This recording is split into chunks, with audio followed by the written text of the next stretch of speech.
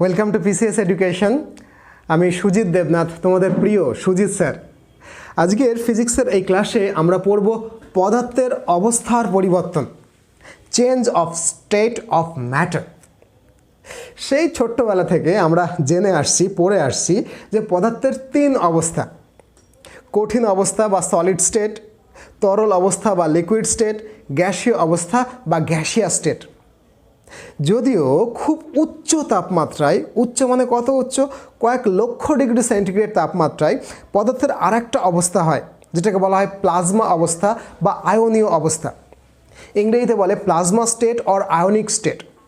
আবার খুব নিম্ন তাপমাত্রায়, পরম শূন্য উষ্ণতার খুব কাছাকাছি তাপমাত্রায় পদার্থের আরেকটা অবস্থা হয় যেটাকে বলা হয় অতি পারমাণবিক অবস্থা বা সুপার অ্যাটমিক স্টেট। এই দুটো অবস্থার কথা যদি ধরো আন্ডার কনসিডারেশনে আনো, তাহলে পদার্থের পাঁচটা অবস্থা হয়: কঠিন তরল গ্যাস, প্লাজমা স্টেট বা আয়নিক স্টেট আর সুপার অ্যাটমিক স্টেট। কিন্তু আজকের ক্লাসে আমরা পদার্থের এই তিনটে অবস্থা, কঠিন তরল এবং গ্যাস নিয়ে আলোচনা করব। যদিও তোমরা জানো, বলার অপেক্ষা রাখে না, তবু আমার বলা দরকার যে কঠিন পদার্থকে যদি আমরা তাপ দিই বাইরে থেকে, তাহলে সেটা গলে গিয়ে তরল পদার্থে পরিণত হয়, অবস্থার পরিবর্তন হয়। তরল পদার্থকেও যদি আমরা তাপ দিই, তাহলে সেটা বাষ্প হয়ে গ্যাসীয় পদার্থে পরিণত হয়, অর্থাৎ স্ফুটন হয়। ধরো এক টুকরো বরফ আমি নিয়েছি, তাকে বাইরে থেকে তাপ দিচ্ছি, তাহলে বরফ কি করবে? গলন হবে। গলনকে ইংরেজিতে কী বলে? মেল্টিং বলে। মেল্ট করে গিয়ে, গলন হয়ে গিয়ে সে কিসে পরিণত হবে? তরলে বা জলে। এই যে কঠিন থেকে তরলে পরিণত হওয়ার প্রক্রিয়া, তার নাম কি বললাম আমি? গলন বললাম। ইংরেজিতে কি বলে? মেল্টিং বলে। আবার তরল পদার্থকে যদি তাপ দেওয়া যায়, জলকে আমি যদি ফোটাই, তাপ দিই, তাহলে ফুটবে। ফুটে গিয়ে সে কিসে পরিণত হবে? বাষ্পে পরিণত হবে। এটাকে বলা হয়, পদ্ধতিটা বা প্রক্রিয়াটার নাম কি? স্ফুটন বা বয়েলিং। বাষ্প পেয়ে যাব, তাই না? এর একটা উল্টো প্রক্রিয়াও আছে না? আমার বাষ্প রয়েছে, গ্যাস রয়েছে, তাকে আমি ঠান্ডা করব। মানে ঠান্ডা করা মতলব তার থেকে তাপ আমি বের করে নেব। গ্যাসীয় অবস্থা থেকে তাপ যদি বের করে নেওয়া যায়, তাহলে গ্যাসীয় অবস্থা কনডেন্সড হয়ে, ঘনীভূত হয়ে পরিণত হয় কিসে? না তরলে। Gas become liquid. আবার লিকুইড মানে জলকে যদি আরও ঠান্ডা করি, মানে তাপ ভেতর থেকে নিয়ে নিই, তাহলে এটা সলিডিফিকেশন হবে, কঠিনীভবন হবে। জল জমে পরিণত হবে কঠিনে। কঠিনীভবন প্রক্রিয়াটার নাম সলিডিফিকেশন। It becomes solid.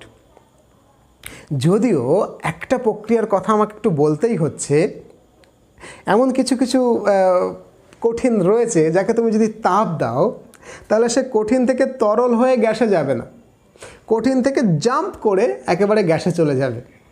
এই ধরনের পদার্থের একটা এক্সাম্পল শুনবে? তোমরা বলো। কর্পূর। কর্পূরকে তুমি যদি হিট দাও, ও একেবারে বাষ্প হয়ে যাবে, মাঝখানে তরলটা জাম্প করে যাবে। এই ধরনের পদার্থের এই প্রক্রিয়াটাকে বলে সাবলিমেশন বা ঊর্ধ্বপাতন। তো আশা করি বোঝে গেল। এখন কোয়েশ্চেনটা হচ্ছে যে, এই যে কঠিন পদার্থকে তাপ দিলে তরল পদার্থটা কেন হচ্ছে? ওয়াই চেঞ্জ অফ স্টেট কেন হচ্ছে? তরলকে তাপ দিলে এর গ্যাসীয় পদার্থে পরিণত কেন হচ্ছে? What are the physical and the molecular explanations of this ফিনোমেনা sir? জানতে ইচ্ছে করছে? নিশ্চয়ই বলে দেবো, ভেঙে চুরে বলে দেবো, মলিকুলার এক্সপ্লেনেশনটা দিয়ে দেবো। শুধু আমার সঙ্গে একটু থাকো আর শেষ অবধি ভিডিওটা দেখো, ধৈর্য নিই। দেখো, দুটো জিনিস পরিষ্কার করে মাথার মধ্যে ঢুকে যাওয়া উচিত। এর আগের ক্লাসে আমি তোমাদেরকে পরিষ্কার করে বলে দিয়েছি যে heat is a kind of energy. তাপ হলো এক ধরনের শক্তি, আর তাপমাত্রা বা টেম্পারেচার হচ্ছে সেই শক্তির প্রকাশ। মলিকুলার লেভেলে এই শক্তিটা কীরকমভাবে থাকে না, যখন কোনো একটা বস্তু স্বাভাবিক অবস্থায় রয়েছে, তাকে আমি বাইরে থেকে হিট দিলাম, তাহলে heat is the kind of energy. সেই এনার্জিটা গিয়ে ওই বস্তুর অণু পরমাণুগুলোকে কি করবে? তার গতিশক্তিকে বাড়িয়ে দেবে। রিজন্ট ইট? এই যে গতিশক্তিটা বেড়ে গেল, এই যে গতিশক্তি নড়াচড়াটা বেড়ে গেল, এই নড়াচড়াটাকেই আমি বলছি তাপমাত্রা বেড়ে গেল। যদি নড়াচড়া না বাড়ে, তাহলে তাপমাত্রা বাড়েনি। নড়াচড়া বেড়েছে, এই নড়াচড়াটাকেই আমি তাপমাত্রা বলছি। আর এই নড়াচড়ার জন্য যে গতিশক্তি, সেই গতিশক্তিটা কোথা থেকে এলো? না তাপ বাইরে থেকে দিয়েছিলাম বলে। অর্থাৎ শক্তি হিসাবে যখন তাপ একটা পদার্থের মধ্যে প্রবেশ করে তখন সেই পদার্থের অণু পরমাণুগুলোর গতিশক্তিকে সে বাড়িয়ে দেয়। অর্থাৎ hit energy transfer to the kinetic energy of the molecules of the substance. এবং এই যে কাইনেটিক এনার্জিতে রূপান্তরিত হয় তার যে নড়াচড়া, এই নড়াচড়াটাকে আমরা কি তাপমাত্রা হিসাবে পরিমাপ করি। এখন ধরো কোনো কঠিন পদার্থকে আমি যদি তাপ দিই বাইরে থেকে, কোনো একটা কঠিন পদার্থকে আমি বাইরে থেকে তাপ দিলাম, কঠিন পদার্থকে বাইরে থেকে তাপ দিলে কি হবে, সেই তাপটা গতিশক্তিতে রূপান্তরিত হবে। মলিকুলসগুলো যে বিন্দুতে থাকে তাকে বলে ল্যাটিস বিন্দু, সেই ল্যাটিস বিন্দুকে কেন্দ্র করে ওরা নড়াচড়াটা বাড়িয়ে দেবে।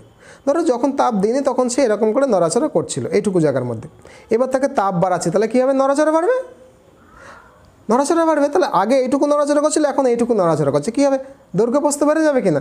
এই জন্যই কঠিন পদার্থকে তাপ দিলে তার দৈর্ঘ্য প্রস্থ আয়তন বাড়ে। এইবার তুমি তাকে তাপ দিচ্ছ, তার কী হচ্ছে, নড়াচড়া বাড়ছে। তাহলে এই অণুর সঙ্গে এই অণুর একটা বন্ডিং রয়েছে, তো বন্ডিং রয়েছে বলেই তো সে কঠিন পদার্থের আকার এবং আয়তন আছে। কোনো একটা কঠিন পদার্থের অণু এবং পরমাণুগুলোর মধ্যে তো একটা বন্ডিং রয়েছে, একটা বন্ধন রয়েছে। সেই বন্ধনের নাম যা খুশি হতে পারে, সমযোজী বন্ধন, তড়িৎযোজী বন্ধন, হাইড্রোজেন বন্ধন, whatever the bonding is, there is a bonding, isn't it. মলিকুলসের মধ্যে একটা বন্ডিং রয়েছে। তাহলে এইবার বন্ডিংগুলোর থাকা সত্ত্বেও তাদের একটা কম্পন রয়েছে, তুমি যখন তাদের তাপমাত্রা বাড়াচ্ছ সেই কম্পনটা বেড়ে যাচ্ছে, মানে গতিশক্তি বাড়ছে। তুমি আরও তাপমাত্রা বাড়লে আরও গতিশক্তি বাড়বে, স্বাভাবিক, বুঝেছো ফান্ডা। এইবার যখন একটা বাড়াবে, যেহেতু প্রত্যেকটার সঙ্গেই প্রত্যেকটা বন্ডিং রয়েছে কঠিন পদার্থের ক্ষেত্রে, তাহলে একজন নড়াচড়া করলে বাকিরা তো থেমে থাকতে পারে না, তাহলে সেই নড়াচড়াটা এক জায়গা থেকে আর এক জায়গায় ট্রান্সফার করে যাবে।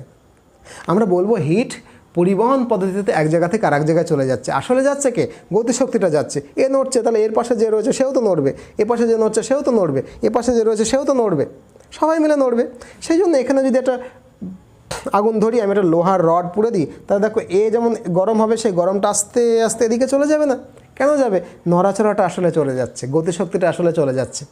লোহার অণুগুলো সবাই মিলে একসঙ্গে নড়াচড়া করতে শুরু করেছে।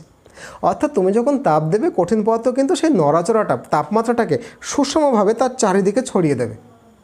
তার মানে সবাই কিন্তু ভিগোরিয়াসলি নড়াচড়া করতে শুরু করবে। তুমি যদি আরও তাপ বাড়াও তাহলে তার তাপমাত্রা, নড়াচড়াটা আরও বাড়বে। এই যে তাপ বাড়াচ্ছ, তাপ দিচ্ছ আর তাপমাত্রা, নড়াচড়াটা বেড়ে যাচ্ছে। আমরা সাধারণ ভাষায় বলবো যে বাইরে থেকে তাপ দেওয়ার ফলে এর তাপমাত্রা বৃদ্ধি পাচ্ছে। তাপমাত্রা কি, হোয়াট ইজ টেম্পারেচার, এর নড়াচড়া বৃদ্ধি পাচ্ছে। এই যে তাপ দিলে এর তাপমাত্রা বাড়ছে, মানে তাপ দিলে এর নড়াচড়া বাড়ছে, তো নড়াচড়া বাড়তে বাড়তে তো একটা লিমিট আছে সব কিছুর। কঠিন পদার্থের নড়াচড়া বৃদ্ধি হতে হতে হতে এমন একটা টেম্পারেচারের পয়েন্ট আসবে, এমন একটা সময় আসবে যে সময় না এমন একটা ভিগোরিয়াসলি নড়াচড়া করছে অ্যাটমসগুলো, আর একটু নড়াচড়া বাড়লেই বেচারা ওই বন্ড ভেঙে বাইরে বেরিয়ে চলে আসবে। আর একটু নড়াচড়া বাড়লে ও আর গতিশক্তি নিতে পারছে না, আরেকটু নড়াচড়া বাড়লেও বন্ডিং ভেঙে বাইরে বেরিয়ে চলে আসবে। আমরা বলবো দেখো দেখো গলে যাওয়ার উপক্রম করছে, গলনের সময় চলে এসেছে। ক্লিয়ার হলো, খেলো না? এইবার তুমি ভাবো যে তাপমাত্রায় পৌঁছে ও বন্ড ভেঙে বেরিয়ে যাওয়ার উপক্রম করে কারা, অণুপরমাণুরা। আমরা সেই তাপমাত্রাটাকে বলবো মেল্টিং পয়েন্ট বা গলনাঙ্ক। ক্লিয়ার? সেই তাপমাত্রাটাকে বলবো মেল্টিং পয়েন্ট বা গলনাঙ্ক। এইবার কোনো একটা সলিড মেল্টিং পয়েন্ট বা গলনাঙ্কে পৌঁছে গেছে, বরফের ক্ষেত্রে 0 ডিগ্রি সেন্টিগ্রেড হলেই ও গলে যাওয়ার উপক্রম করে, তাহলে সেই গলনাঙ্কে পৌঁছে গেছে। এইবার যদি আমি সাম ক্যালোরি হিট তাকে দিই বাইরে থেকে, তাহলে সেই হিটটা তুমি খেয়াল করো, যেই ওর মধ্যে ঢুকবে তখনই একটা অ্যাটম বা দুটো অ্যাটম, একটা মলিকুল বা দুটো মলিকুলকে ভেঙে বাইরে বের করে নিয়ে চলে আসবে, মানে ওই বন্ধন ভেঙে বাইরে বের করে নিয়ে চলে আসবে। অর্থাৎ তখন আমি বাইরে থেকে যে হিটটা দিচ্ছি সেই হিটটা দেখো ওদের গতিশক্তিকে বাড়াচ্ছে না, তাপমাত্রাকে বৃদ্ধি করছে না, বরং সে করছে কি, ওই বন্ধনটা ভেঙে তাকে বাইরে বের করে নিয়ে আসার জন্য ব্যয় হচ্ছে, অর্থাৎ কঠিনকে তরলে পরিণত হওয়ার জন্য ব্যয় হচ্ছে। এই যে তাপটা কোনো কঠিন পদার্থ গলনাঙ্কে পৌঁছে যাওয়ার পর আমি বাইরে থেকে সাপ্লাই করি, যে তাপটা আসলে কঠিন পদার্থের নড়াচড়াকে বাড়ায় না, অর্থাৎ তাপমাত্রাকে বাড়ায় না, বরং তার বন্ডিংকে ভেঙে সে তরলে পরিণত করে, সেই তাপটাকেই আসলে কিন্তু আমরা লীন তাপ বলি। দেখো তাপ দিলে তাপমাত্রা বাড়ে, এটাই তো স্বাভাবিক, কিন্তু লীন তাপ যেটা সে দেখো দিচ্ছি কিন্তু তার তাপমাত্রা বাড়ছে না, নড়াচড়া বাড়ছে না, বরং অবস্থার পরিবর্তনটা হয়ে যাচ্ছে। অর্থাৎ ভেঙে গিয়ে কিন্তু সে স্টেট চেঞ্জ করে দিচ্ছে। স্টেট মানে কি, কঠিন পদার্থে পরিণত হয়ে যাচ্ছে তরল পদার্থে। এই যে কঠিন পদার্থ তরল পদার্থে পরিণত হচ্ছে, এই যে স্টেট চেঞ্জ হচ্ছে, এর জন্য দায়ী যে তাপ তাকে আমরা বলি লীন তাপ। কিসের লীন তাপ? না গলনে লীন তাপ। তাহলে গলনে লীন তাপ হচ্ছে সেই তাপ যে তাপ পদার্থের অবস্থার পরিবর্তন করছে বটে, কিন্তু কোনো রকমভাবেই তার তাপমাত্রাকে বৃদ্ধি করছে না বা অণু পরমাণুগুলো ছোটাছুটিকে বৃদ্ধি করছে না। দেখো মাথার মধ্যে পরিষ্কার হয়ে গেল কিনা? তাহলে কতক্ষণ এই লীন তাপ সাপ্লাই করব? যতক্ষণ না সমস্তটা গলে যায়, সমস্ত কঠিন পদার্থের অণুগুলো তাদের বন্ডিং ছিঁড়ে তরল পদার্থে পরিণত না হচ্ছে, ততক্ষণ আমি বাইরে থেকে তাকে তাপ সাপ্লাই করতে থাকছি, অর্থাৎ লীন তাপ সাপ্লাই করতে থাকছি। এই যে লীন তাপ করছে কি, এই লীন তাপ তাকে কী করছে? কঠিন পদার্থকে সম্পূর্ণরূপে তরল পদার্থে পরিণত করতে সাহায্য করছে। এইবার একসময় যদি সমস্ত কঠিন পদার্থ তরল পদার্থে পরিণত হয়ে যায়, আমি তাকে তারপরে এবার তাপ দিই, তাহলে কী হবে? সবটা তো তরল পদার্থে পরিণত হয়ে গেছে। এইবার তাপ পাওয়া মাত্রই সে করবে কি? আবার তাদের মধ্যে নড়াচড়া বাড়াবে। আরও তাপ দিই, নড়াচড়া বাড়বে, মানে তাপমাত্রা বাড়বে। আরও তাপ দিই, নড়াচড়া বাড়বে, মানে তাপমাত্রা বাড়বে। নড়াচড়া মানেই তাপমাত্রা, তোমরা শিখে গেছো। এইবার বাড়তে বাড়তে বাড়তে বাড়তে একটা তো লিমিট আছে। যদি সে এমন একটা টেম্পারেচারের পয়েন্টে পৌঁছে যায়, তাপ দিচ্ছি, তাপমাত্রা বাড়ছে, যে আর একটু নড়াচড়া বাড়লে ভাই তরলের মধ্যে আমি আর থাকবো না, বন্ডিং তরলের যা রয়েছে ছিঁড়ে গিয়ে আমি গ্যাসে পরিণত হয়ে যাব। এই অবস্থায় পৌঁছে গেলে সেই তাপমাত্রাটাকে আমরা বলি কি বলি? আমরা বলি বয়লিং পয়েন্ট, বাংলায় বলে স্ফুটনাঙ্ক। অর্থাৎ কোনো কঠিন পদার্থ যদি স্ফুটনাঙ্কে পৌঁছে যায়, তাহলে কী হবে? তার আর নড়াচড়া বাড়ার একদম অন্তিম জায়গায় চলে যাবে। যে এইবার যদি তাকে তাপ বাড়াতে যায়, তাহলে সেই তাপ বাড়লে তার তাপমাত্রা বাড়বে না, সে ভেঙে গিয়ে নতুন স্টেটে পৌঁছে যাবে, তরল থেকে গ্যাসিয়াস স্টেটে পৌঁছে যাবে। এই যে কঠিন থেকে তরলে গেল, এবার তরল থেকে গ্যাসিয়ে যাবে। এবার ঠিক যদি তরল পদার্থ স্ফুটনাঙ্কে পৌঁছে যায়, তাহলে তরল পদার্থ স্ফুটনাঙ্কে পৌঁছে যাওয়ার পর তুমি বাইরে থেকে যে তাপই দেবে না কেন, যেটুকু তাপ তুমি বাইরে থেকে দাও না কেন, সেই তাপটা করবে কি? সেই তাপটা তার নড়াচড়াকে আর বৃদ্ধি করবে না, বরং তার বন্ডিংটা ভেঙে গ্যাসিয়াস স্টেটে নিয়ে যাওয়ার জন্য ব্যয় হবে। এই যে তাপ কোনো পদার্থের মধ্যে এন্ট্রি হওয়ার পরে তার নড়াচড়াকে বাড়াচ্ছে না বা তাপমাত্রাকে বাড়াচ্ছে না, বরং তার অবস্থার পরিবর্তন করে দিচ্ছে, তরল থেকে গ্যাসীয় পদার্থে পরিণত করে দিচ্ছে, সেই তাপটাকে আমরা কী তাপ বলছি? আমরা লীন তাপ বলছি। কিসের লীন তাপ বলছি? না বাষ্পীভবনের লীন তাপ বা স্ফুটনের লীন তাপ। বরফের ক্ষেত্রে গলনের লীন তাপ হচ্ছে 80 ক্যালোরি পার গ্রাম, আমি বলছি। স্ফুটনের ক্ষেত্রে 537 ক্যালোরি পার গ্রাম। আশা করি এই যে লীন তাপের ফান্ডাটা বললাম, সেই ফান্ডাটা বোঝা গেছে যে এমন একটা তাপ যেটা গলনাঙ্কে পৌঁছানোর পর ব্যয় হয়, তার অবস্থার পরিবর্তন করতে, তাপমাত্রার পরিবর্তন করতে নয়, তাপমাত্রা বাড়ায় না, শুধুমাত্র অবস্থার পরিবর্তন করে, তাকে বলা হয় গলনের লীন তাপ। এমন একটা তাপ যেটা স্ফুটনাঙ্কে পৌঁছানোর পর তরলকে শুধুমাত্র অবস্থার পরিবর্তন করে বাষ্পে নিয়ে যেতে চায়, তাকে বলা হয় বাষ্পীভবনের লীন তাপ। এই তাপ কিন্তু অবস্থার পরিবর্তন করে। তাহলে কি হলো আলটিমেটলি লীন তাপ হলো এমন একটা তাপ যে তাপটা পদার্থের মধ্যে প্রবেশ করে তার গতিশক্তিকে বাড়াচ্ছে না, অর্থাৎ তাপমাত্রাকে বৃদ্ধি করছে না, কারণ তাপমাত্রা এক্সট্রিম জায়গায় বৃদ্ধি হয়ে গেছে, আর একটু হলে ভেঙে পড়বে, বরং তার অবস্থার পরিবর্তন ঘটতে সাহায্য করে, তাকে বলা হয় লীন তাপ। এখন বুঝতেই পারছো তাপের একক তো ক্যালোরি, কোনো সন্দেহ নেই, জুলও বলতে পারো এসআই পদ্ধতিতে। কিন্তু খেয়াল করে দেখো এই ক্ষেত্রে এই তাপের একক ক্যালোরি বা joule whatever it is, you just remember, একটুখানি খেয়াল করে দেখো যে এখানে তাপটা মাসের ওপরে নির্ভর করছে। মানে আমি যে তাপটা বাইরে থেকে সাপ্লাই করছি, সেই তাপটা কত পরিমাণ কঠিনকে তরল বানাচ্ছে। তাহলে 1 গ্রামকে বানাতে যেটুকু লাগবে সেই হিসাবটা আমাকে আনতে হবে। সেই জন্য কঠিন পদার্থের ক্ষেত্রে বা তরল পদার্থের ক্ষেত্রে, যার ক্ষেত্রে কি লীন তাপের সময় আমরা লীন তাপটাকে এককটাকে কী করি? আমরা তাপ পার ভর, পদার্থ বা নিষ্কাশিত তাপ বাই বস্তুর ভর হিসাবে ইউজ করি। অর্থাৎ আমরা বলি কি ক্যালোরি পার গ্রাম। যেমন ধরো বরফ গলনে লীন তাপ হচ্ছে 80 ক্যালোরি পার গ্রাম। বরফ গলনে লীন তাপ 80 ক্যালোরি পার গ্রাম, এর মানেটা কি হচ্ছে? মানে হচ্ছে গলনাঙ্কে পৌঁছে যাওয়ার পর বরফকে যদি তুমি জলে পরিণত করে ফেলো সম্পূর্ণভাবে, তাহলে সম্পূর্ণভাবে জলে পরিণত হতে এর প্রতি গ্রামের জন্য 80 ক্যালোরি করে তাপ লাগবে। এবার যদি 10 গ্রাম থাকে তাহলে 800 ক্যালোরি তাপ লাগবে, যদি 100 গ্রাম থাকে তাহলে সেই অনুযায়ী তাপ লাগবে। একই রকমভাবে এটাকে এসআই পদ্ধতিতে জুল পার কেজি হিসাবেও বলা যায়। বোঝা গেল কথাটা? জুল পার কেজি এটা এসআই একক। তো এই গেল তোমার লিন তাপের ফান্ডা, মানে হোয়াট ইজ লিন তাপ, তার ডেফিনেশনস কি ইত্যাদি ইত্যাদি। এখন এই যে গলনাঙ্ক বললাম বা স্ফুটনাঙ্ক বললাম, তো আমি দেখো আমি গলনের সময় বলেছি, স্ফুটনের সময় বলেছি যে কখন কোনো একটা বস্তু গলছে, মানে কি গলার আগে তাকে তো বাইরে থেকে তাপ দিয়েছো।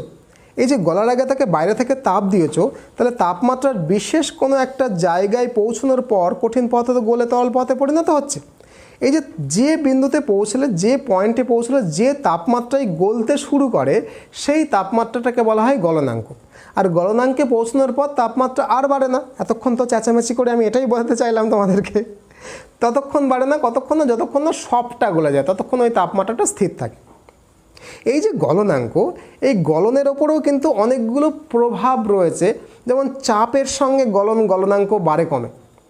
বস্তুর মধ্যে যদি অশুদ্ধি বা অপদ্রব্য মেশানো থাকে তাহলে গলনাঙ্ক বাড়ে কমে।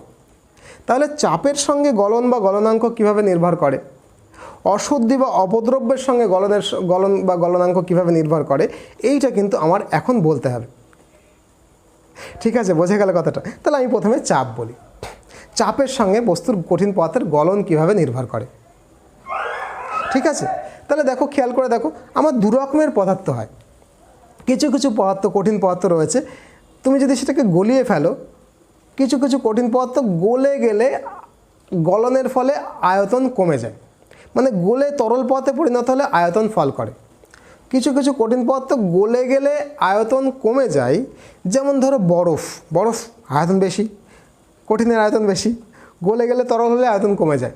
যেমন ঢালাই লোহা, যেমন পিতল, এই কঠিন পদার্থগুলো তুমি যদি গলিয়ে ফেলো, গলে যাওয়ার ফলে হবে কি, এর আয়তন কমে যাবে। যে সমস্ত কঠিন পদার্থের ক্ষেত্রে গলে গেলে আয়তন কমে যায়, সেই সমস্ত কঠিন পদার্থের ক্ষেত্রে চাপ বাড়ালে গলনাঙ্ক কমে। সেই সমস্ত পদার্থের ক্ষেত্রে চাপ বাড়ালে গলনাঙ্ক কমে যায়। কীরকমভাবে? ধরো কোনো একটা সলিড, যে মনে করো 50 ডিগ্রি সেন্টিগ্রেড তাপমাত্রায় তার গলনাঙ্ক, 50 ডিগ্রি সেন্টিগ্রেড তাপমাত্রায় পৌঁছলে সে গলবে। তুমি যদি তার উপরে প্রেশার বাড়াও, প্রেশার বাড়ালে কী হবে? প্রেশার বাড়ালে 50 ডিগ্রির বদলে ও মনে করো 49, 48, 43, 45 গলে যাচ্ছে, গলনাঙ্ক ফল করে গেল, মানে অনেক কম তাপমাত্রায় পৌঁছে ও গলে যাচ্ছে। আবার কিছু কিছু পদার্থ রয়েছে যারা গললে আয়তনে বাড়ে, মানে তুমি যদি পদার্থকে গলিয়ে কঠিন পদার্থ থেকে তরল পদার্থে পরিণত করো, তাহলে তার আয়তন বেড়ে যাবে। এই যে গললে আয়তন বেড়ে যাবে, এই রকম কোনো একটা পদার্থের এক্সাম্পল কি? সোনা, মোম, তামা। তখন কি তাদের উপর যদি তুমি চাপ বাড়াও, তাহলে তাদের চাপ বাড়লে তখন গলনাঙ্ক বেড়ে যায়। অর্থাৎ যে সমস্ত পদার্থকে গলালে আয়তন বাড়ে, সেই সমস্ত পদার্থের চাপ বাড়ালে গলনাঙ্ক বেড়ে যায়। মনে করো 50 ডিগ্রি সেন্টিগ্রেড তাপমাত্রায় গলনাঙ্ক ছিল, তুমি তার উপর প্রেশার দিয়েছো, এবার সে 55 ছাড়া গলছে না, 56 ছাড়া গলছে না, 52, 53 ছাড়া গলছে না, মানে গলনাঙ্ক বেড়ে গেছে। ক্লিয়ার হলো কি হলো না? এই যে গলনাঙ্কের ওপরে চাপের প্রভাব, এটা হচ্ছে এইটা। এইবার রয়েছে ধরো গলনাঙ্কের ওপরে অশুদ্ধির প্রভাব। অশুদ্ধির প্রভাব মানে কোনো একটা কিছুর মধ্যে কোনো কিছু একটা মিশাচ্ছ, অপদ্রব্য বা কোনো কিছু একটা ইমপিউরিটি মেশাচ্ছ। কোনো একটা কঠিন পদার্থের মধ্যে ইমপিউরিটি মেশালেও তার কিন্তু সেই কঠিন পদার্থের গলনাঙ্কের ওপরে, হিমাঙ্কের ওপরে প্রভাব পড়ে। হ্যাঁ, নর্মালি কোনো একটা কঠিন পদার্থে, যে কোনো কঠিন পদার্থে তুমি যদি অপদ্রব্য মেশাও, ইমপিউরিটি মেশাও, তাহলে তার গলনাঙ্ক ফল করে, হিমাঙ্ক ফল করে। গলনাঙ্ক মানে যে তাপমাত্রায় গলে যায় কোনো কঠিন পদার্থ, হিমাঙ্ক মানে যে তাপমাত্রায় জমে যায় কোনো তরল পদার্থ। একই, যেমন 0 ডিগ্রি সেন্টিগ্রেড হচ্ছে বরফের গলনাঙ্ক, মানে 0 ডিগ্রি সেন্টিগ্রেড দিয়ে তুমি যদি তার মধ্যে লিন তাপ দাও, তাহলে ও গলে জলে পরিণত হবে। আবার 0 ডিগ্রি সেন্টিগ্রেড হচ্ছে জলের হিমাঙ্ক, মানে 0 ডিগ্রি সেন্টিগ্রেড এলে তার মধ্যে থেকে তুমি লিন তাপ বাইরে বের করো, তাহলে জল পরিণত হবে বরফে। ক্লিয়ার হলো কি হলো না? এখন এই যে কোনো একটা কঠিন পদার্থের মধ্যে তুমি যদি অপদ্রব্যকে মেশাও, তাহলে সেই কঠিন পদার্থের গলনাঙ্কের পরিবর্তন হবে। এইটা থেকে কিন্তু একটা নতুন কনসেপ্ট আসে যাকে বলা হয় হিমমিশ্র। ক্লিয়ার? তাহলে আমরা এখন কি করব, হিমমিশ্রের কনসেপ্টটা বুঝবো যে হিমমিশ্র কি করে কাজ করে। দেখো ফর এক্সাম্পল, তোমরা জানো যে মাছ বাজারে যদি কখনো গিয়ে দেখো সেখানে মাছ বাজারে যে বরফগুলো মাছ ঢেকে রাখে সেই বরফটা কিন্তু নর্মাল বরফ নয়, সেটা হচ্ছে হিমমিশ্র। ওই বরফটা হাতে তুলে দেখবে অনেকক্ষণ রাখবে, বরফ গলছে না, ঠান্ডা কিন্তু বরফ গলছে না। কিন্তু আইসক্রিম খাওয়ার সময় দেখবে মুখের মধ্যে নিতে নিতে বের করতে করতে গলে একদম চ্যাটপ্যাট হয়ে যায়, কিন্তু ওই বরফ দেখবে গলছে না। কেন গলছে না? তখন ওই বরফটা করে কি, মাছ বাজারে একদম লম্বা লম্বা স্ল্যাব আসে বরফের, আর ওই বাজারের ব্যাগের মধ্যে বরফ ডাঙর মানে কাঠের হাতুড়ি দিয়ে ভেঙে পড়ে আর 1 খাবলা করে লবণ দেয়, মানে 3 ভাগ বরফ 1 ভাগ লবণ, এইরকম করে ঠ্যাঙস করে গুঁড়ো করে। বরফ আর লবণটাকে ভালো করে মিক্সচার করে নেয়। মিক্সচার করে নিলে ওর টেম্পারেচার কমে গিয়ে হয়ে যায় -23 ডিগ্রি সেন্টিগ্রেড, -23 সেন্টিগ্রেড। এইটাকে বলা হয় হিমমিশ্র। এবার -23 ডিগ্রি সেন্টিগ্রেড তাপমাত্রায় বরফ হাতে নিলে চট করে গলবে না, সেজন্য অনেকক্ষণ মাছটাকে ঠান্ডা রাখা যাবে। বরফের মধ্যে -23 ডিগ্রিতে যদি মাছ থাকে, মাছ নষ্ট হওয়ার সম্ভাবনা নেই। এই জন্য হিমমিশ্রটাকে আমরা কুলফি তৈরিতে ব্যবহার করি, আইসক্রিম তৈরিতে ব্যবহার করি, মাছ মাংস সংরক্ষণ করে রাখার জন্য হিমমিশ্রটাকে আমরা ব্যবহার করি। এই যে হিমমিশ্র আর এক রকমভাবেও তৈরি করা যায়। তুমি যদি 3 ভাগ বরফের সঙ্গে 4 ভাগ ক্যালসিয়াম ক্লোরাইড মেশাও, CaCl2, মানে বরফ লবণের বদলে calcium chloride. Calcium chloride is a type of salt, এটাও ক্যালসিয়ামের সল্ট। তাহলে সেটা হবে কি -50 ডিগ্রি সেন্টিগ্রেড তাপমাত্রা তৈরি হয়। 3 ভাগ বরফের সঙ্গে 4 ভাগ যদি তুমি ক্যালসিয়াম ক্লোরাইড মেশাও, তাহলে তৈরি হয় -50 ডিগ্রি সেন্টিগ্রেড তাপমাত্রার ফ্রিজিং মিক্সচার বা হিমমিশ্র। এখন এই যে কোনো একটা বস্তু বরফের মধ্যে বা বলো কঠিন পদার্থের মধ্যে অপদ্রব্য মেশালে, অপদ্রব্য মেশানোর পরেই তার হিমাঙ্ক বা গলনাঙ্কের পরিবর্তনটা ঘটে যাচ্ছে, এইটা কেন হয় স্যার? এটা একটা লাখ টাকার কোয়েশ্চেন। স্যার আপনার কাছে যখন পড়ছি আপনি তো নিশ্চয়ই মলিকুলার ফান্ডাটা বলে দেবেন।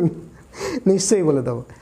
দেখো কোনো একটা বরফ নিয়েছো, তার সঙ্গে লবণ টবণ মেশাওনি, তাহলে বরফ গলতে শুরু করলে কি আমার লিন তাপ লাগবে। তো তুমি লবণ টবণ যখন মিশিয়েছো তখন যখন গলতে শুরু করবে বরফ, এই গলতে শুরু করার সময় তার মধ্যে তো লিন তাপ দরকার হবে।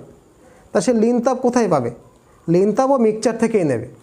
এই যে গলতে শুরু করলে লিন তাপ দরকার হবে, সেই লিন তাপটা তো মিক্সচার বা মিশ্রণ থেকেই সে নেবে। তাহলে মিশ্রণ থেকে যদি তাপ গ্রহণ করে গলতে শুরু করে, তাহলে কী হবে? মিশ্রণ ক্রমশ ঠান্ডা হয়ে যাবে না? বুঝেছো তো? বরফ গলতে শুরু করলে অবস্থানান্তরের জন্য লিন তাপ দরকার হয় এবং সেই লিন তাপ মিশ্রণ থেকেই গ্রহণ করে। এই জন্য মিশ্রণের তাপমাত্রা যথেষ্ট পরিমাণে কমে যায় এবং হিমমিশ্র তৈরি হয়।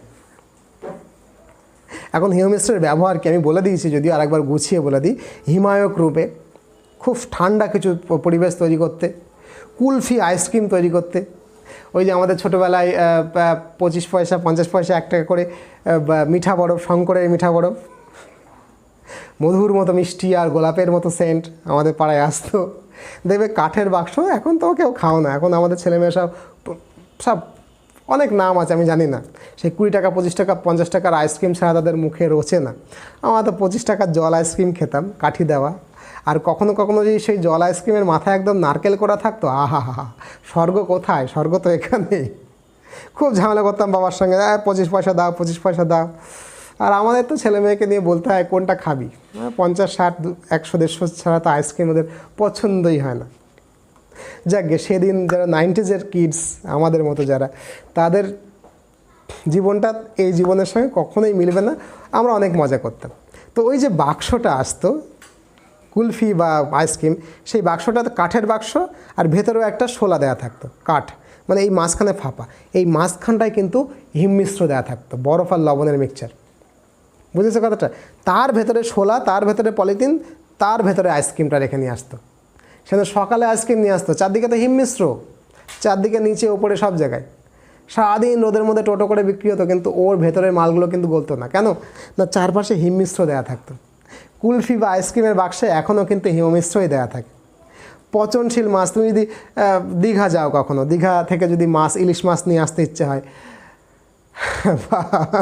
বাংলাদেশে যাও পদ্মার ইলিশ নিয়ে আসতে হয়, তো পদ্মার ইলিশ বা দীঘা থেকে যদি ইলিশ নিয়ে আসতে শুরু করো, সেক্ষেত্রে শোলার বাক্সের মধ্যে, বুঝেছো, শোলার বাক্সের মধ্যে হিমমিশ্র দিয়ে তার মধ্যে পলিপ্যাক দিয়ে তার মধ্যে মাছ কেটে প্রসেস করে তোমাকে ঢেকে একদম ওই যে টেপ দিয়ে জড়িয়ে তোমাকে দিয়ে দেবে।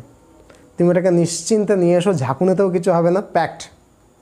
বাড়ি এলে দেখবে মাছ ওই রকম তো ওইরকমই রয়েছে। কেন? ওর মধ্যে হিমমিশ্র রয়েছে, পতনশীল বস্তু, যেটা পচনশীল বস্তু মাছ মাংস এইগুলোকে সংরক্ষণ করবার জন্য কিন্তু আমরা হিমমিশ্রকে ব্যবহার করি। ঠিক আছে। আর এই যে যেটাতে আমি বলছিলাম ধান ভান্তা শিবের গীত অনেকখানি হয়ে গেল, ধাতু সংকরের সঙ্গে এই যে আমরা মেশাচ্ছি, কি বলে এটাকে, অপদ্রব্য। কখনো কখনো আমরা করি কি, কোনো একটা ধাতুর গলনাঙ্ককে কমিয়ে দেওয়ার জন্য আমরা অপদ্রব্যকে মেশাই। মানে এমনি নর্মালি গলাতে অনেক তাপ লাগবে, আমরা চট করে গলিয়ে ফেলতে পারবো, এই রকম একটা চট করে গলিয়ে ফেলার জন্য আমাদের কিছু ধাতু দরকার হয় না, চট করে গলিয়ে ফেলা যাবে।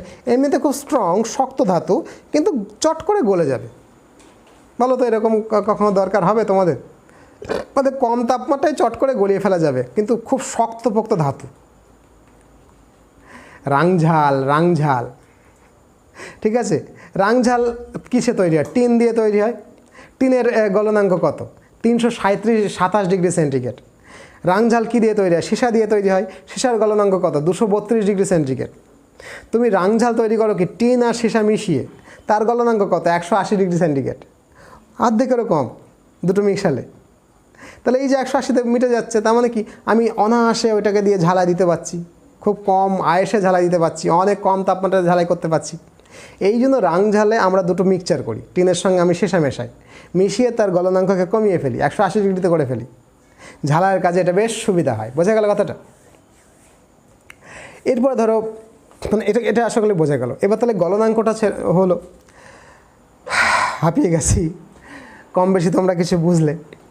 এবার আমরা আসবো তরলের স্ফুটনাঙ্কে। তরলের স্ফুটনাঙ্কের ওপরেও অনেক কিছুর প্রভাব থাকে, চাপের প্রভাব থাকে, আরও অনেক কিছুর প্রভাব থাকে। আমি একটা একটা করে আসছি। স্ফুটনাঙ্ক কাকে বলে?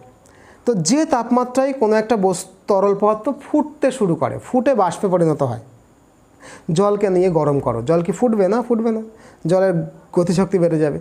তুমি আরও তাপ দাও, জলের গতিশক্তি আরও বেড়ে যাবে। গতিশক্তি বাড়তে বাড়তে বাড়তে বাড়তে একটা জায়গায় পৌঁছে যাওয়ার পরে কী হবে? সে ফুটতে শুরু করবে। তাহলে ঠিক যে পয়েন্টে গিয়ে, যে তাপমাত্রায় গিয়ে জল ফুটতে শুরু করলো, তাকে বলা হয় জলের স্ফুটনাঙ্ক। ইংরেজিতে বলে boiling point of water. Boiling point of water is 100 degree centigrade.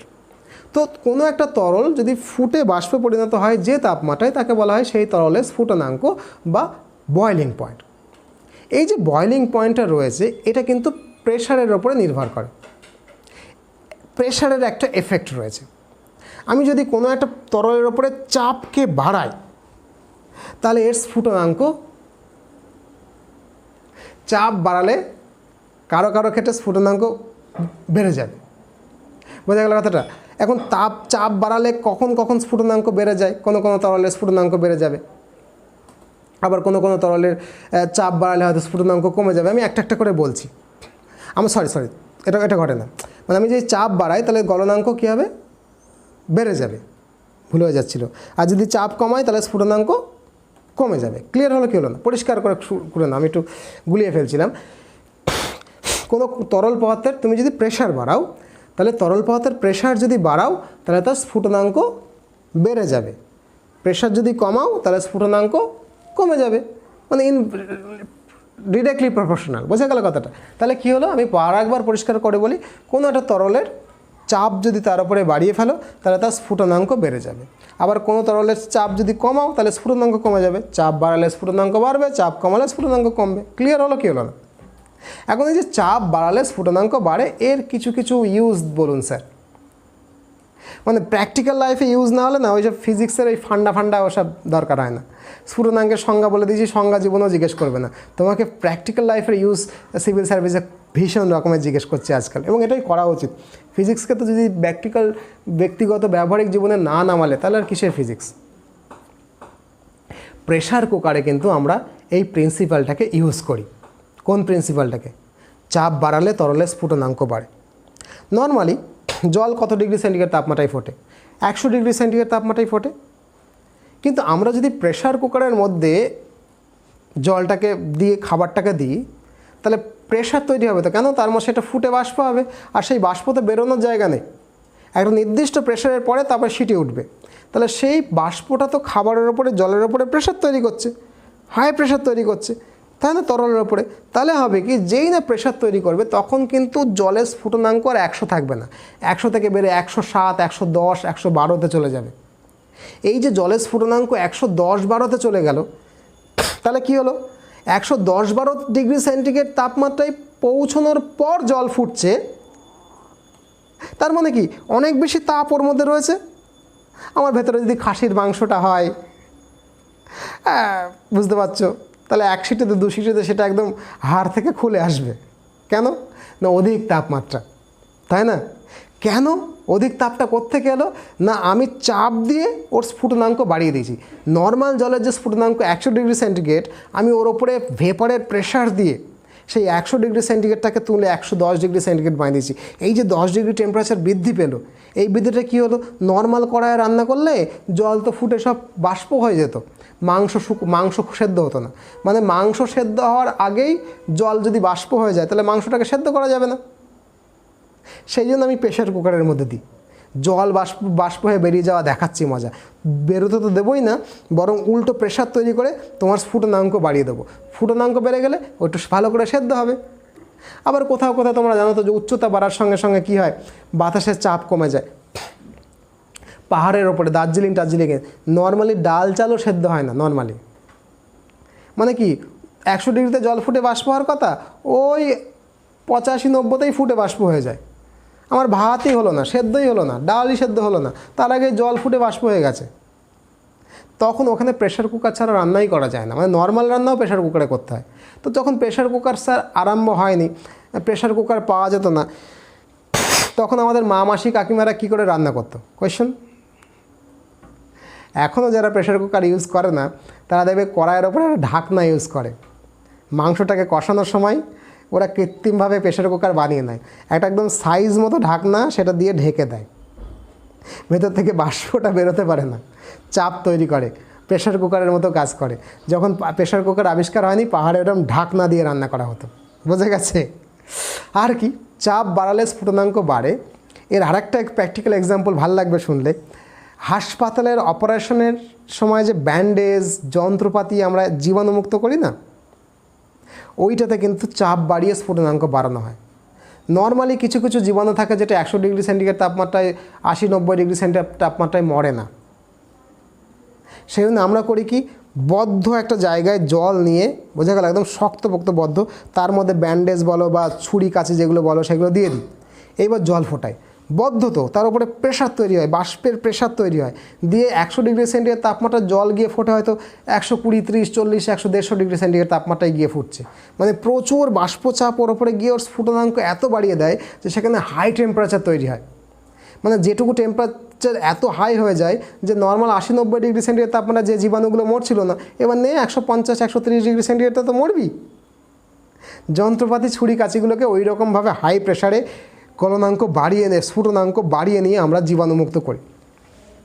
ঠিক আছে, বোঝা গেল কথাটা। কৃত্রিম রেশম তৈরির ক্ষেত্রেও আমরা কিন্তু এরকমভাবে ব্যবহার করি। টিনে যে আমরা খাদ্যদ্রব্য টিনে প্রসেস করে রাখি না, টিনজাত করি, টিনজাত খাদ্যদ্রব্যকে প্রসেস করার সময়ও কিন্তু আমরা এরকম প্রেশারটাকে বাড়িয়ে স্ফুটনাঙ্ক বাড়িয়ে নিই জলের। এটাও কিন্তু সংরক্ষণের জন্য কিন্তু একই রকমভাবে আমরা ব্যবহার করি। আবার আধুনিক, সেটা এতগুলো ব্যাখ্যা করলাম না, একটু ভেবে নিও কীভাবে কি। আধুনিক বৈদ্যুতিক কেন্দ্রে যেটা আমরা করি, আমরা অত্যন্ত বেশি টেম্পারেচারের স্টিম যদি তৈরি করার দরকার হয়, মানে স্টিম, নর্মাল স্টিম তো 100 ডিগ্রি সেন্টিগ্রেড তাপমাত্রায় তৈরি হয়ে যায়, কিন্তু আমার যদি 100 ডিগ্রি সেন্টিগ্রেড তাপমাত্রা থেকে বেশি টেম্পারেচারের স্টিম দরকার হয় বৈদ্যুতিক শক্তি কেন্দ্রের ক্ষেত্রে, আমরা তখন কিন্তু তার প্রেশারটাকে বাড়িয়ে নিয়ে স্ফুটনাঙ্ক বাড়িয়ে দিই। তাহলে আমি কী করলাম, প্রেশার বাড়ালে স্ফুটনাঙ্ক বেড়ে গেল। প্রেশার যদি কমায় তাহলে কী হবে, স্ফুটনাঙ্ক কমে যাবে। প্রেশার কমিয়ে স্ফুটনাঙ্ক কমিয়ে ফেলা, এরও কিন্তু কিছু বাস্তব ব্যবহার আছে, ভাল লাগবে শুনলে। যদি মনে করো প্রেশার কমাচ্ছ, তাহলে স্ফুটনাঙ্ক কমে যাবে। মানে ওপর থেকে তুমি প্রেশার কমিয়ে দিচ্ছ, মানে নর্মাল বাতাস হয়েছে, বাতাসটাকে সরিয়ে দিচ্ছ, তাহলে ওপরে তো প্রেশার কমে গেল। প্রেশার কমলে যার 100 ডিগ্রিতে ফোটার কথা ছিল সে হয়তো 80 ডিগ্রিতে ফুটবে, জ্বালানি সাশ্রয় হবে না। যখন আমার কোনো একটা কিছু থেকে জল বাইরে বের করে দেওয়া দরকার হবে, চট করে ভাই জল বাইরে যা, সেই সমস্ত কিছুর ক্ষেত্রে আমরা চাপ কমিয়ে স্ফুটনাঙ্ক কমিয়ে ফেলি। কীভাবে শুনবে? চিনি চিনি চিনি চিনি তৈরি দেখেছো কখনো? চিনির কারখানায় গেছো? যাওনি? ঘুরবে, বেশ প্রচুর পরিমাণে ঘুরবে, সব কিছু চোখে দেখাটা খুব গুরুত্বপূর্ণ। আমার অভিজ্ঞতা হয়েছে, চিনি ফ্যাক্টরিতে আমার এক আত্মীয় কাজ করতো। আমি 3 দিন ধরে তার কারখানায় গিয়ে সব, তিনি ম্যানেজার ছিলেন, সুপারভাইজার, আমি দেখে শেখে সবটা দেখে এসেছি। তো চিনি যখন একদম আলটিমেট কুসুর মানে হচ্ছে, আমি আখ বলছি, আমরা বাঙাল তো, বাঙালরা আখকে কুসুর বলে, কুলকে বড়ুই বলে, কুল বড়ুই, আখকে বলে কুসুর। তো যাকে কুসুর না, আখ থেকে যখন রস বের করে সেটাকে জাল দেওয়া হয়, জল দিয়ে গাঢ় বানিয়ে ফেলে। তারপরে করে কি, একটা পাত্রের মধ্যে রেখে বায়ু, ওই পাত্রটাকে আটক পাত্র মানে বদ্ধ পাত্রটাকে বায়ুশূন্য করে ফেলে। বায়ুশূন্য করলে ফেলে কী হবে, ওর স্ফুটনাঙ্ক কমে যাবে, হুড় করে জলগুলো বাষ্পে পরিণত হয়ে যাবে। অনেক কম তাপমাত্রাতেই ও বাষ্পে পরিণত ফুটে যাবে, তো কম তাপমাত্রাতেই বাষ্পে পরিণত হয়ে যাবে। তার মানে একটা গরম করে নিয়ে গিয়ে রেখে তারপর থেকে বাতাসটাকে সরিয়ে ফেললে, তাহলে ও হবে কি, জল বাইরে বেরিয়ে যাবে, আর ওইগুলো কেলাস, চিনির যে কেলাস দেখো না, ওই কেলাস গঠন করবে, দানা দানা দানা দানা হয়ে যাবে। চিনির দ্রবণ থেকে চিনির কেলাস তৈরি করার জন্য এই চাপ কমিয়ে স্ফুটনাঙ্ক কমিয়ে ফেলার পদ্ধতিটাকে ব্যবহার করা হয়। ঢুকলো কি ঢুকলো না মাথায়? আবার এই যে গুঁড়ো দুধ খাও না তোমরা, গুঁড়ো দুধ না, কনডেন্সড মিল্ক খাও না কি? পিঠে তৈরির সময় আমুলের কনডেন্সড মিল্ক, আহা, মানে একদম গাঢ় দুধ, ঘন দুধ ওই পিঠের মধ্যে মেশায় না? আচ্ছা, আজকেই সুগার অ্যান্ড ইয়েটার দোকানে গিয়ে বলবে যে আমাকে একটা কনডেন্স মিল্কের বোতল দিন তো, সুজিত স্যার বলেছে। কনডেন্স মিল্ক মানে ঘন দুধ কী করে বানানো হয়? একই রকমভাবে দুধ জাল দিয়ে আমুল কোম্পানি একটা পাত্রের মধ্যে রেখে, বদ্ধ পাত্র, তার ওপর থেকে বাতাসটাকে বের করে বায়ুশূন্য করে ফেলে। যেই উপর থেকে বাতাসটা সরে গেল, ওপরে কি বায়ুর চাপ ফল করে গেল, বায়ুর চাপ কমে যাওয়ার ফলে স্ফুটনাঙ্ক কমে গেল, মানে অনেক কম, যে তাপমাত্রায় ছিল সেই তাপমাত্রাতেও ফুটতে শুরু করলো। এই যে ফুটতে শুরু করলো, তার মানে কি, সে কী হলো, জল যত পরিমাণে বেরোনো শুকনো হয়ে গেল, একটু আঠা দুধ হয়ে গেল। এইটা হচ্ছে কনডেন্স মিল্ক বলে। কনডেন্স মিল্ক বানানোর সময় কিন্তু আমরা এটাকে ইউজ করি। আচ্ছা স্যার, আপনি তো প্রচুর কথা বলছেন, চাপ কমে গেলে যে জলের স্ফুটনাঙ্ক কমে যায়, মানে অনেক কম তাপমাত্রায় জল ফোটে, আপনি এটা ব্যাখ্যা করতে পারবেন এক্সপেরিমেন্টালি? নিশ্চয়ই। সিরিঞ্জ আছে না, সিরিঞ্জ নর্মালি কোনোটার আজকের দিনে তাপমাত্রা কত, 30, 32, 40 হবে। এখন তাপমাত্রা কত হবে? আচ্ছা 35, 40 হবে। তাহলে জলও 35, 40 ডিগ্রি সেন্টিগ্রেড তাপমাত্রা থাকবে।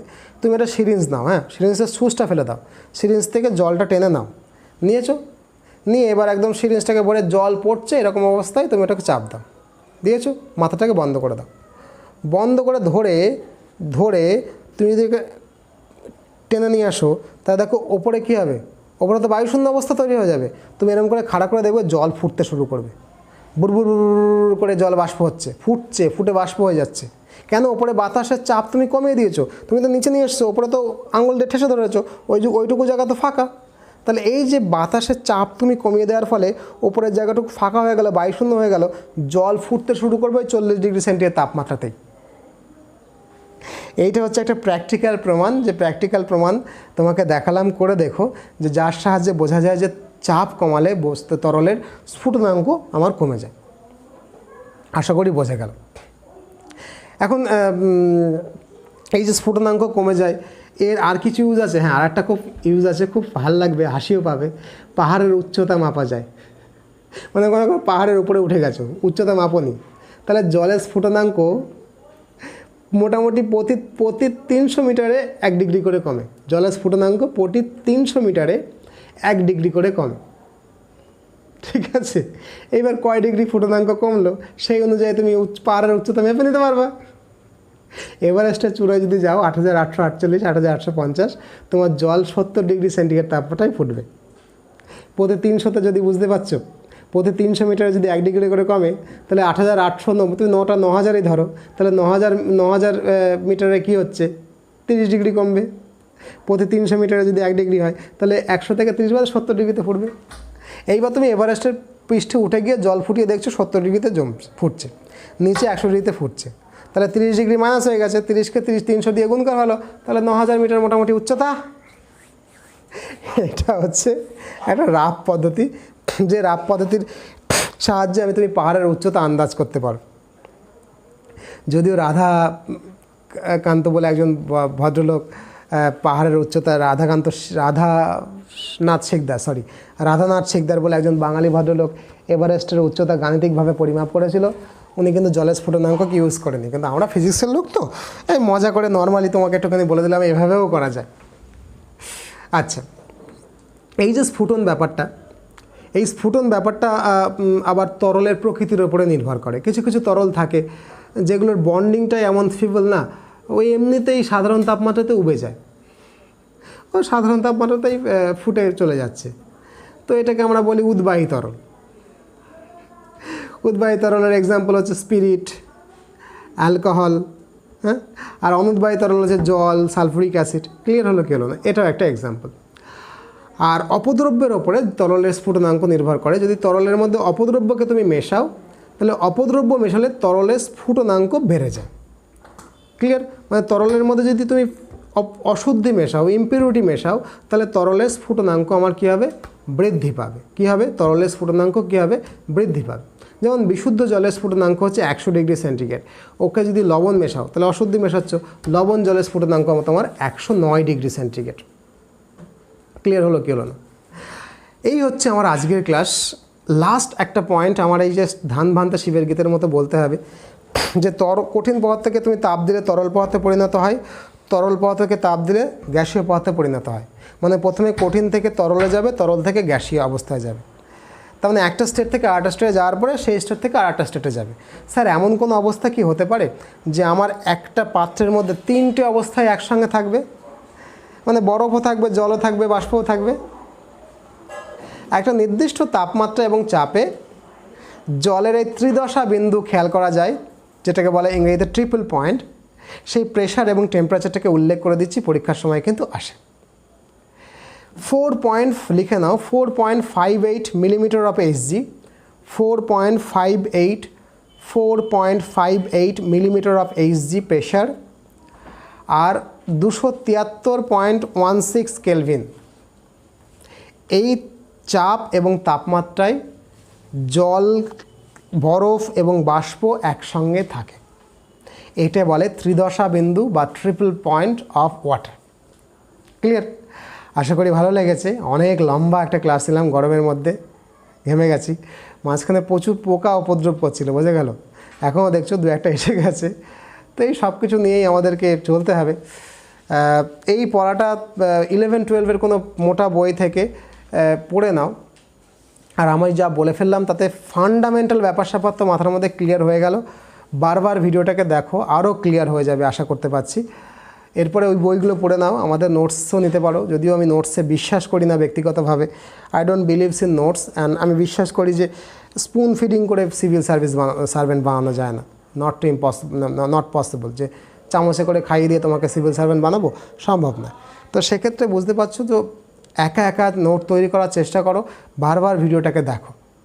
ওকে? আর এইরকম ভিডিও আরও কিছু পেতে গেলে কি করতে হবে তোমরা সবাই জানো, যেখানে একটা ফোন নাম্বার যাচ্ছে, সেই ফোন নাম্বারে কল করতে হবে। অন্য সাবজেক্টের ভিডিও অ্যাভেলেবেল, সবটাই হচ্ছে বানানো একে একে। সেগুলো তোমরা পেতে পারো। কি করতে হবে? ফোন করে জেনে নাও। আর আমাকে ফেসবুকে খুঁজে পেতে পারো, সুজিত দেবনাথ বলে সার্চ দিতে হবে, পেলে ফলো করে রেখো। ভীষণ ভালো থাকো। খুব শীঘ্রই আবার তোমাদের সঙ্গে নতুন ভিডিওতে দেখা হবে। আপাতত এ পর্যন্তই। Tata, by.